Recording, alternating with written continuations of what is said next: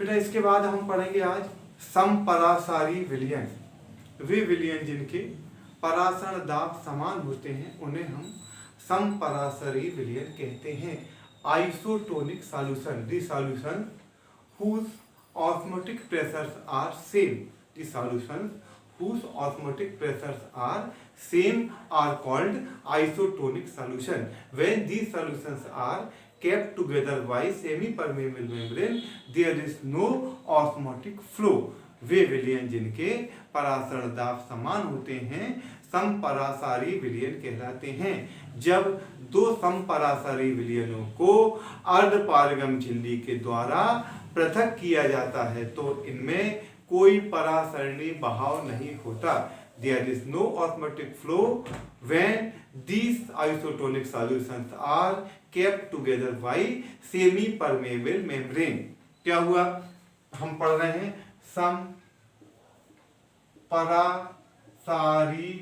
विलयन, समपरासारी विलयन, isotonic solution. बिल्कुल सही, बिल्कुल साधारण चीज है। वे विलयन जिनके परासरण दाब समान होते हैं, वे विलयन जिनके परासरण दाब समान होते हैं उन्हें समपरासारी विलयन कहते हैं। जब इन समपरासारी विलयनों को हम अर्धपारगम झिल्ली के द्वारा पृथक करते हैं, जब यहाँ पर एक विलयन है, यहाँ पर दोनों दूसरा विलयन है, जब इनको हमने अर्धपारगम झिल्ली के द्वारा सेमी परमेबल मेम्ब्रेन के द्वारा पृथक किया तो इनमें ना तो विलायक यहाँ से यहाँ जाएगा और ना विलायक यहाँ से यहाँ जाएगा। मतलब कोई भी जो है वह परासरणी बहाव नहीं होगा। ऐसे विलयनों को समपरासारी विलयन कहते हैं। क्या हुआ बेटा? वे विलयन जिनके परासरण दाब समान होते हैं समपरासारी विलयन कहलाते हैं। वे विलयन जिनके परासरण दाब समान होते हैं समपरासारी विलयन कहलाते हैं। जब समपरासारी विलयनों को अर्धपारगम झिल्ली के द्वारा पृथक किया जाता है तो इनमें कोई परासरणी बहाव नहीं होता है। दी solutions whose osmotic pressures are same are called isotonic solutions. When these solutions are kept together by semi-permeable membrane, there is no osmotic flow. ये जो विलयन है ये कहलाते बेटा समपरासारी विलयन। अब ये तो हो गए विलयन। अब इन पर आधारित कुछ गणित देखो। अब सब जब हम ये गणित करेंगे समपरासारी विलयन के तो हमें ये याद रखना है कि पहला फार्मूला N1V1 बराबर N2V2 ए। दूसरा जो जनरल यूज होगा W1 बटे M1V1 बराबर W2 बटे M2V2। W1 बटे M1V1 बराबर W2 बटे M2V2। अब 1 मतलब सब पहले विलयन का और 2 मतलब सभी दूसरे विलयन का। देखना अब जरा समझना बेटा है। W1 पहले विलयन में विलेय का भार, M1 पहले विलयन में विलेय का अनुभार, V1 पहले विलयन का आयतन। अब देखना ये ध्यान रखना है कि ये यदि इसमें अपन ने लीटर में रखा तो इसमें भी लीटर में रखेंगे, इसमें यदि ml में रखा तो इसमें ml में रखेंगे। हम जनरली क्या करते हैं विलयन को रखते हैं लीटर में, तो इसमें अपन ये याद रखो कि दोनों को हमें लीटर में ही रखना है। M2 दूसरे W2 जो है वो दूसरे विलयन में विलेय का द्रव्यमान, M2 दूसरे विलयन में विलेय का अनुभार और V2 दूसरे विलयन का आयतन। तो देखो ये सब हो गया पहले विलयन का। देखो 3 चीजें, W उसका भार या द्रव्यमान, M जो है उसका अनुभार और V विलयन का आयतन। तो क्या हुआ कि W1 बटे M1V1 बराबर W2 बटे M2V2। अब करने के टिप्स। पहला टिप्स कि 1 मतलब पहला विलयन, 2 मतलब दूसरा विलयन। अब देखो जब हम सवाल करेंगे तो क्या होगा, यहां हम लिख लेंगे पहले विलयन का नाम यहाँ लिख देंगे, दूसरे विलयन का नाम यहाँ लिख देंगे, जिससे हमें समान सवाल समझने में बहुत ही आसानी होगी। देखो किस तरह से मैं तुमको बताता हूँ, प्रैक्टिस में आओगे तो फिर जल्दी जल्दी सवाल कर लोगे। ये पहला विलयन, ये दूसरा विलयन। W1 विलेय का भार, M1 उसी विलेय का अनुभार और V1 विलयन का लीटर में आयतन। W2 दूसरे विलयन में विलेय का भार, उसका अनुभार और उसका लीटर में आयतन। अब देखना सवाल है पहला, ग्लिसरीन का 10.2 ग्राम प्रति लीटर का विलयन ग्लूकोज के 2% विलयन का संपरासरी है, ग्लिसरीन का अनुभार ज्ञात कीजिए।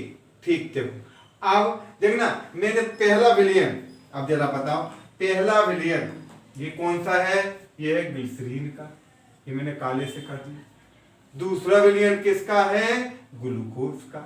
ठीक, देखना समझना बेटा है, मैंने कहा लिया पहला है ग्लिसरीन का और दूसरा है ग्लूकोज का। ठीक, अब यहां मैंने लिखा, यहां समझने के लिए यहां लिख दिया ग्लिसरीन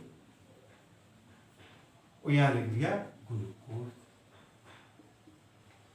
ग्लिसरीन का क्या है 10.2 ग्राम पर लीटर और यह है 2%।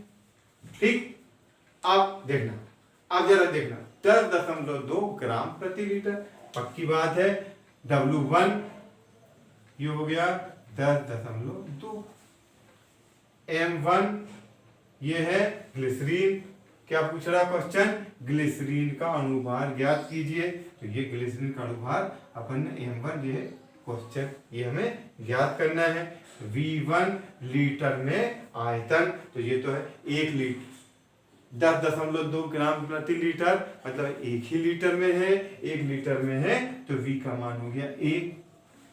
W2 अब इधर का चालू किया, W2 तो ये क्या है बेटा 2 ग्राम 2%। अभी पिछले लेक्चर में पढ़ाए थे इस टाइप के सवाल, जब परसेंटेज में रहेंगे तो W2 बराबर 2 और V2 बराबर 100 ml, पर हमें ml में नहीं चाहिए तो लिख देंगे 0.1 लीटर। अब M2 ये क्या है, ये हुआ ग्लूकोज का अनुभार, तो ग्लूकोज का अनुभार दिया है 180। देखो हमने 1 वालों को सबको यहां लिख दिया, 2 वालों को सबको यहां लिख दिया, बीच में ऐसी लाइन खींच दी। तो क्या हुआ सवाल, ग्लिसरीन का 10.2 ग्राम प्रति लीटर विलयन जो है वह ग्लूकोज के 2% विलयन के समपरासरी है।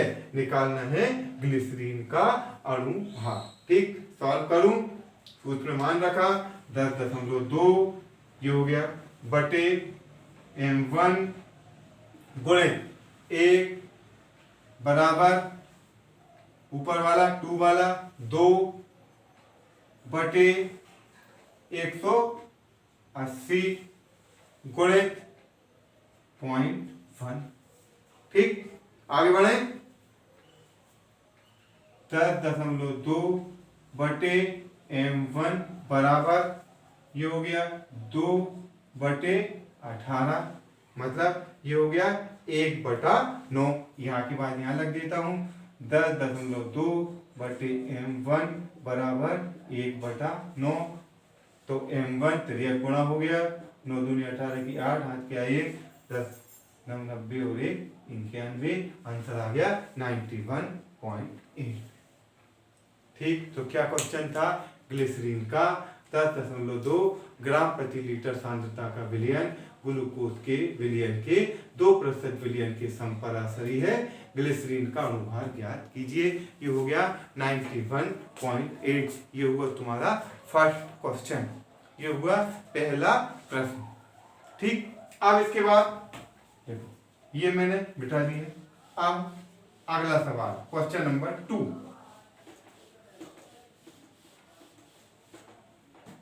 सूत्र मैंने फिर एक बार लिखा, W1 बटे M1 V1 बराबर W2 बटे M2 V2।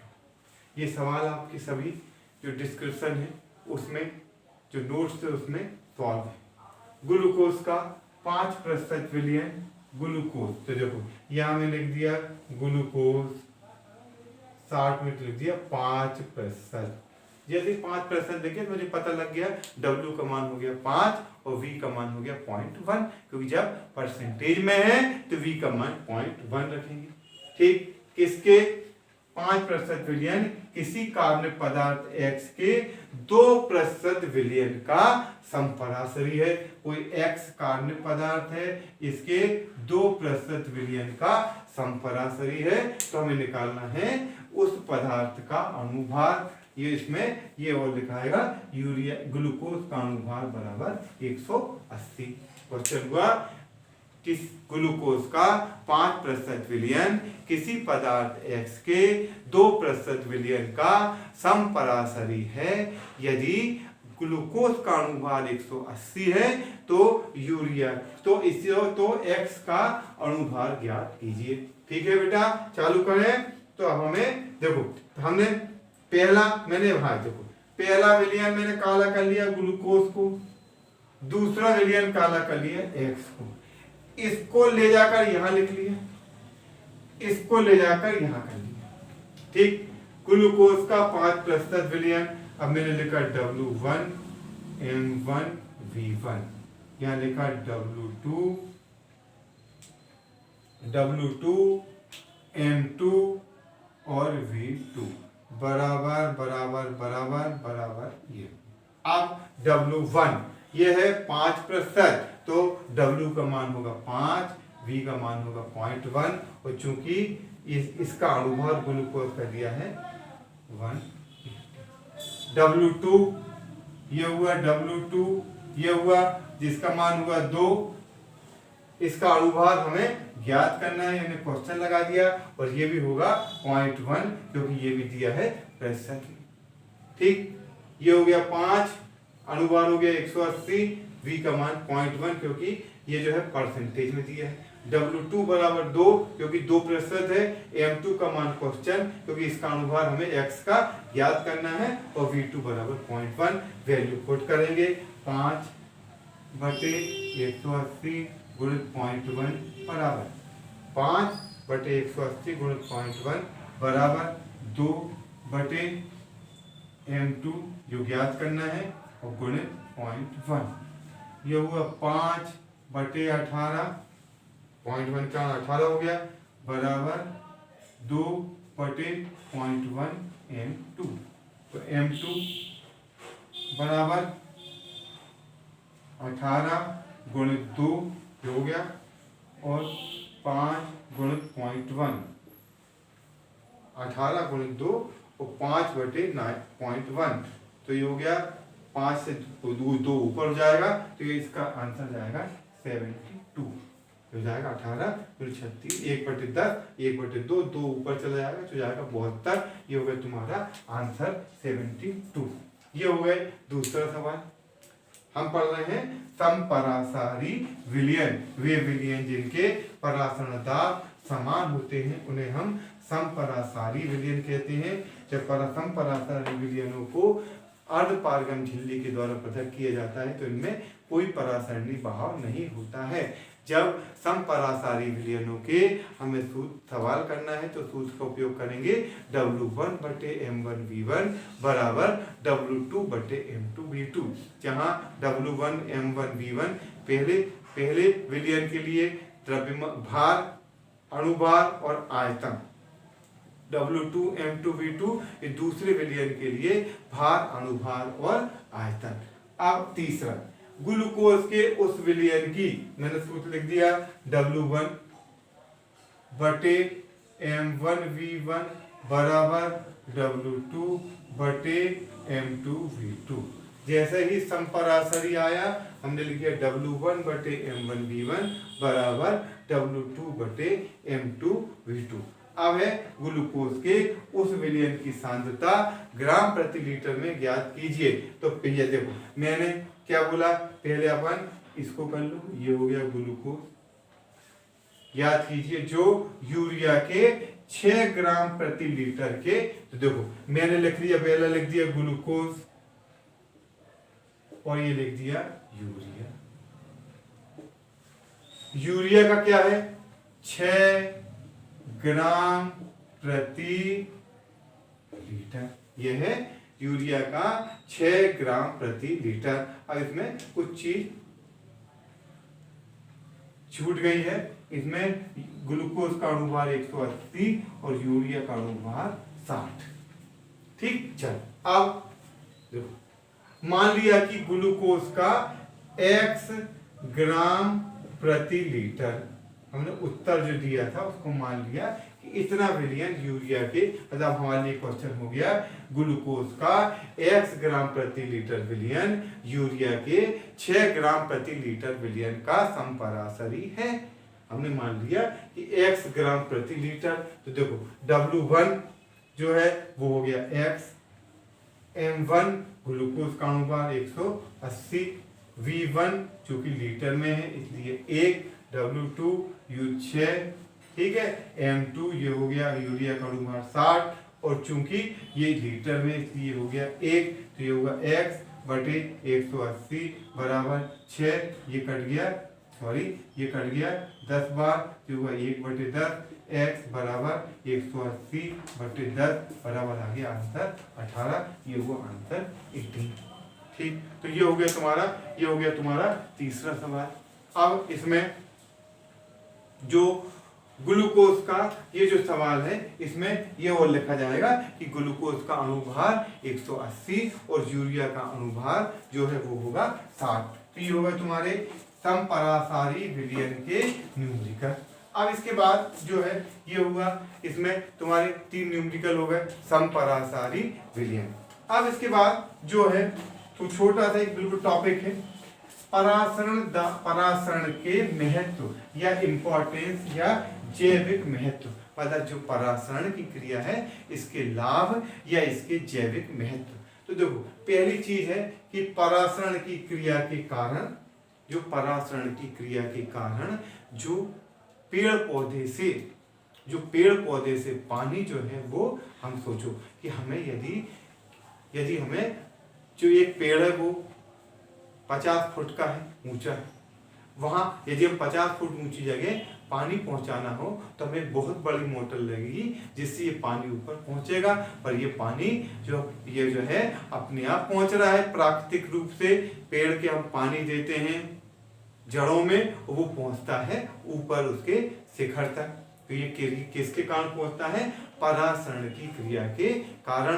परासरण की क्रिया के कारण जो जल होता है वो पौधों की जड़ से, जल जो है पौधों की जड़ से उच्चतम शिखर तक पहुंचता है। ये क्रिया कहलाती है परासरण। अब इसके बाद दूसरा है कि जो RO, ये हो गया, दूसरा हो गया RO, जिसको कहते हैं रिवर्स ऑस्मोटिक व्युत्क्रम परासरण। व्युत्क्रम परासरण जो आजकल चल रहा है RO हर घर में है शहरों में, रिवर्स ऑस्मोसिस या RO। तो ये RO क्या करते हैं कि देखो इसमें खास मुख्य रूप से गंदे पानी को या समुद्री जल को शुद्ध किया जाता है। मुख्य रूप से खराब पानी या जहाँ समुद्री जल है वहां RO का उपयोग। देखो ये हुआ सेमी परमेबल मेम्ब्रेन, अर्धपारगम झिल्ली, चीज काम उसी का ही है, सेमी परमेबल मेम्ब्रेन। यहाँ पर लिया जल और यहाँ पर लिया जो है प्रदूषित जल, मतलब जल कौन सा, मतलब ये जो है अशुद्ध जल। अब क्या होगा कि हमने इससे प्रेशर लगाया तो पक्की बात है प्रेशर लगाएंगे तो अशुद्धि या नमक तो उस तरफ जा नहीं सकता। क्यों? क्योंकि ये क्या है? अर्धपारगम झिल्ली है। वही जो परासरण दाब में कॉपर फेरोसाइनाइड की या अर्धपारगम झिल्ली है। तो क्या होगा कि जब हम इसमें प्रेशर लगाएंगे तो जो जल होगा वो इधर जाएगा, यहाँ जल बढ़ते जाएगा और धीरे धीरे ये पानी जो है शुद्ध होते जाएगा। तो ये कहलाता है RO या रिवर्स ऑस्मोटिक। दूसरा, हम लोग जब, आप लोगों को भी कभी इंजेक्शन लगे होंगे, तो जो इंजेक्शन लगते हैं तो इंजेक्शन में जो हमारे या जो ग्लूकोज बोतल लगती है या कोई भी चीज़ जो इंजेक्ट होती है हमारे ब्लड में डायरेक्ट, तो उसमें एक चीज़ का होना जरूरी है कि जो उसमें हम लिक्विड मिला रहे हैं which is isotonic with our blood serum, मतलब वह जो है हमारे रक्त के समपरासरी होना जरूरी है। यदि वो रक्त के संपरासरी नहीं होगा तो हमें अत्यधिक पीड़ा होती है। तो जिस द्रव का या जिसका हम इंजेक्ट करते हैं उसका संपरासरी होना आवश्यक होता है। तो ये कुछ हो गए परासरण के जैविक महत्व। अब इसके बाद इसमें जो है अगला टॉपिक लास्ट टॉपिक है जो है वह है वान टॉप गुणांक। तो जो वान टॉप गुणांक है शायद अभी सीबीएसई में उसे इस साल शायद डिलीट कर दिया है, पर फिर भी उस पर न्यूमेरिकल वगैरह आते हैं। तो अब जो लास्ट टॉपिक बचा है तुम्हारा वान टॉप फैक्टर या असामान्य अणुभार या वान टॉप फैक्टर। ठीक ठीक, ओके बेटा, थैंक यू।